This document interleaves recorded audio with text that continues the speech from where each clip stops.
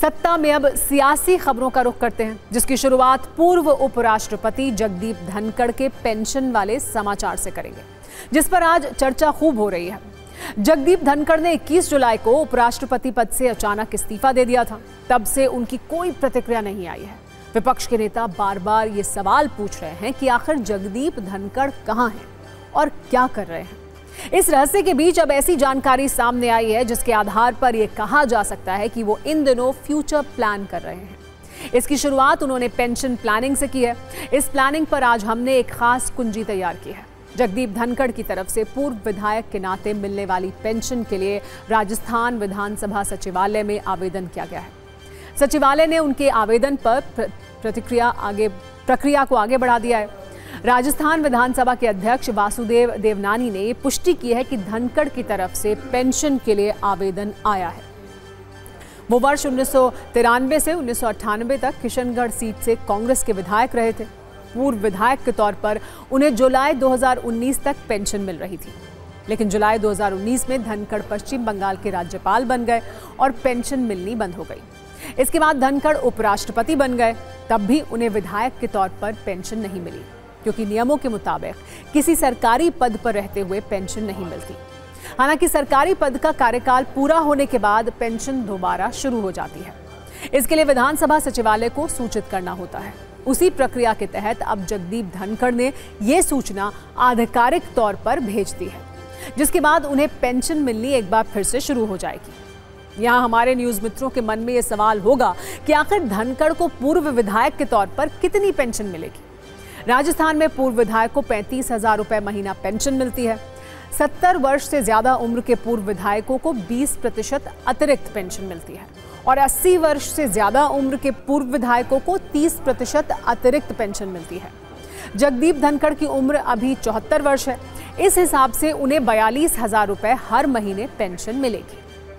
ऐसा नहीं है कि धनखड़ को सिर्फ एक ही पेंशन मिलेगी।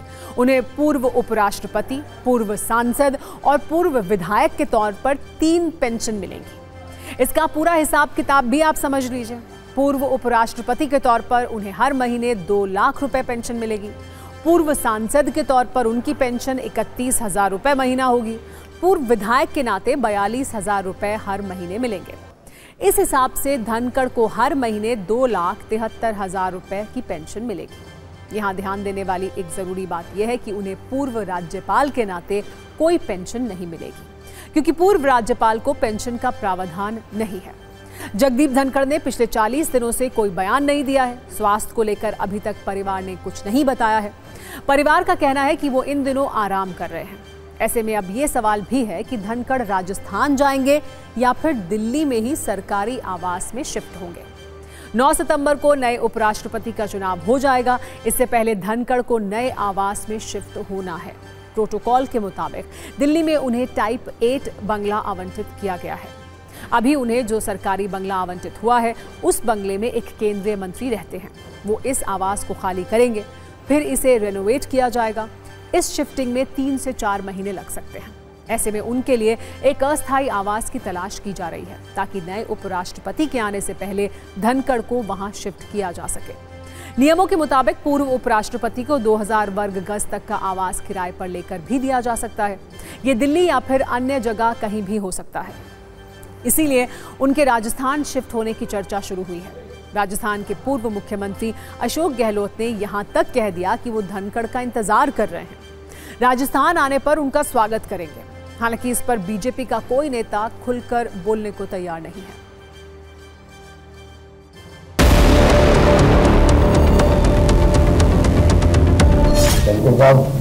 राजस्थान के राजस्थान में वो उनके ऊपर वो कब आएंगे? हम तो इंतजार कर रहे हैं उनका स्वागत करने के लिए।